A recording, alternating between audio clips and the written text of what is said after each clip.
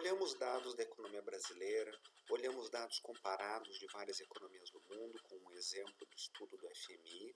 Agora vamos trazer um outro exemplo de um estudo do Departamento do Tesouro dos Estados Unidos sobre o desempenho dos seus principais parceiros comerciais naquilo que concerne a dimensão externa, ou seja, a evolução das suas taxas de câmbio, as suas políticas externas, resultados de balanço de pagamentos naquilo que afeta os Estados Unidos.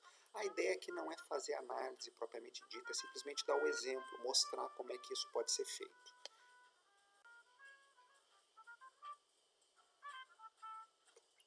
Outro tipo de informação, olhando para a balança comercial dos Estados Unidos, eles gostam de analisar o resultado total, como percentual do PIB, do comércio, e olhar do resultado comercial aquilo que é a balança de importação de energia, de petróleo. Os Estados Unidos é um grande consumidor, o maior consumidor do mundo, junto com a China, são os dois grandes consumidores, e no período muito recente, por N razões, quer seja particularmente pela questão do shale gas, que é o gás de xisto, um método que se tem encontrado para tirar petróleo das areias bituminosas. Então, tudo isso reduziu a dependência dos Estados Unidos frente ao resto do mundo em termos de importação de energia.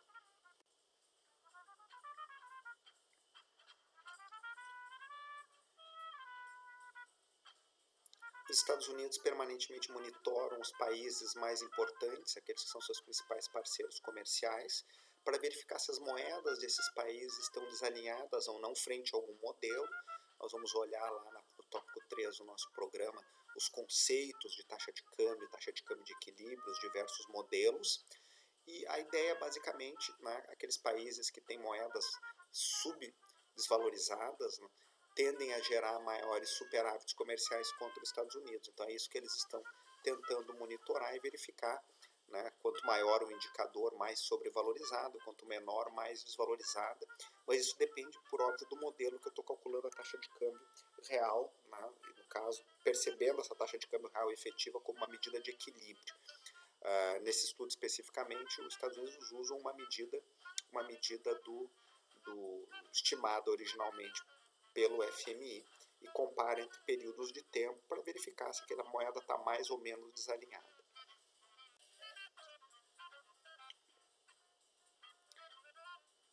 Esse gráfico traz uma informação basicamente a mesma, só que com um pouquinho menos de desagregação daquela informação que nós vimos no estudo do FMI, que é pegar os países superavitários e os países deficitários.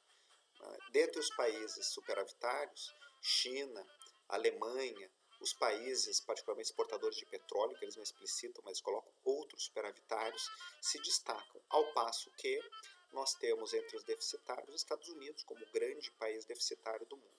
Tudo isso, o dado aquele do FMI também, só que com uma outra agregação, como percentual do PIB global.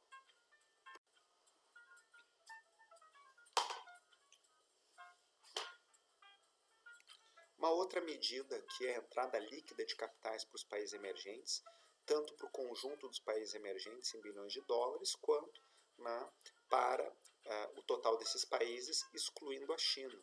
A China é um grande receptor de capitais, então uma coisa é incluir a China e outra é excluir a China do número. Como vocês podem observar muito claramente, nós tivemos problemas no mercado acionário chinês, uma saída de capitais líquida importante, 2014, 15 e 16, que impactou o conjunto dos emergentes, mas é basicamente um efeito China, e vemos aí nos demais anos também. De 2014 para cá, nós temos tido como maior tendência à saída líquida de capitais, tem a ver com a mudança da política americana e de outros países do quantitative easing. Depois da crise financeira lá de 2007 a 2019, a forte expansão quantitativa do balanço dos bancos centrais, particularmente dos Estados Unidos, que passa de alguma coisa de 900 bilhões de ativos para mais de 4 trilhões, esse dinheiro, essa expansão de base monetária, uma parte substantiva desses recursos vão para fora. Os investidores, os bancos principalmente, depois que seus balanços vão ser limpos, vão adquirir ações, títulos de dívida fora dos Estados Unidos, que estavam em crise nesse momento.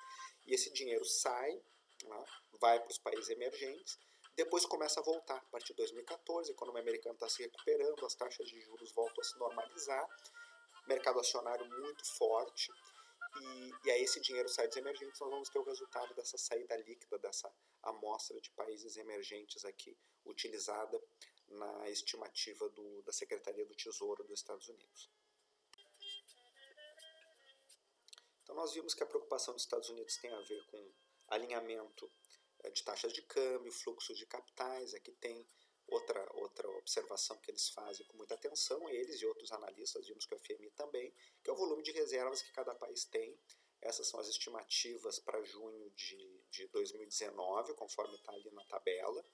O valor de reservas, as variações de reservas no último ano, os países que as reservas subiram, caíram, as reservas como percentual do PIB e as reservas como percentual da dívida externa de curto prazo. Aqui já é um indicador, né, muito utilizado pelas agências de risco, pelos analistas privados, por acadêmicos, muitas vezes chamado também de regra Guidotti-Greenspan, em homenagem a dois economistas, o Guidotti e o Greenspan, o chairman do Fed por muitos anos.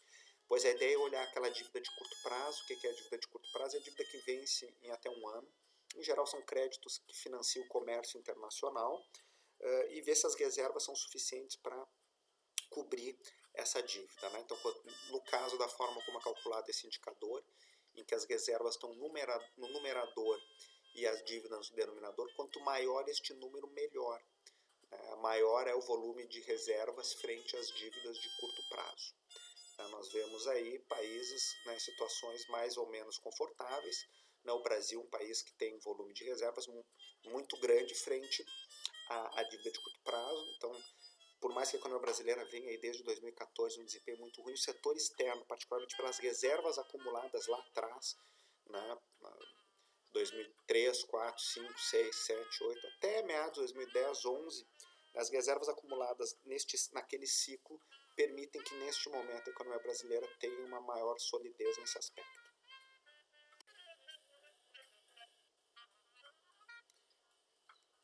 Aqui é para lembrar, assim como no FMI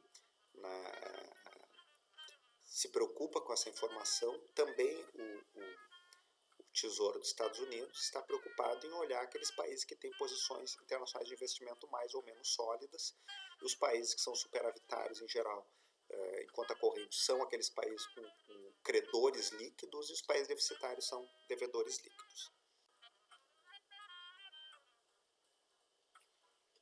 Mais uma vez, os fluxos de capitais, um dado um pouquinho anterior, de outra publicação, né, que não era aquela mais atualizada que nós trouxemos.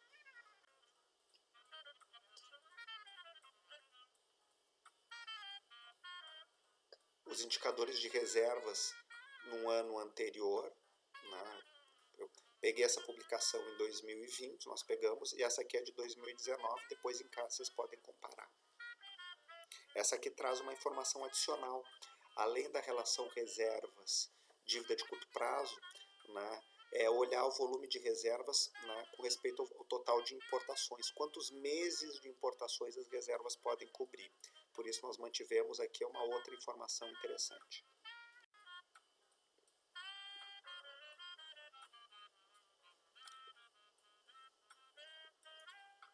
Aqui, pegando a publicação, né, que é periódica, essa é a última de janeiro de 2020, por parte do Tesouro dos Estados Unidos, nós olhamos na primeira coluna qual é o resultado superavitário daquele país contra os Estados Unidos. Então nós verificamos que a China tem o maior superávit contra os Estados Unidos, em vermelho eles estão destacando aqui. O Brasil, por exemplo, tinha déficit com os Estados Unidos no último trimestre de 2019. Aqui tem o resultado com proporção do PIB, né, dos países, as variações em conta corrente com proporção do PIB nos últimos 3 anos, o balanço e as intervenções no mercado cambial dessas economias. Então, os Estados Unidos, o importante aqui é perceber, está monitorando com muita atenção o que os seus principais parceiros estão fazendo, qual é o impacto que esses parceiros têm nas suas próprias contas externas e como é que esses parceiros estão gerindo suas contas externas. É essa a informação principal aqui, para que vocês, de novo, nós estamos trazendo vários exemplos da importância do uso dos dados do balanço de pagamentos.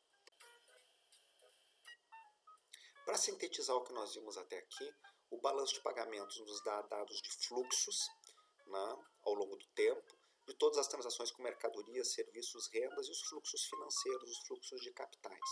E já a posição internacional de investimento nos dá uma medida de estoque dos direitos e obrigações financeiras associados aos fluxos de capitais. Aqueles capitais que estão entrando e saindo envolvem transferência de propriedade. Isso ao longo do tempo gera um estoque.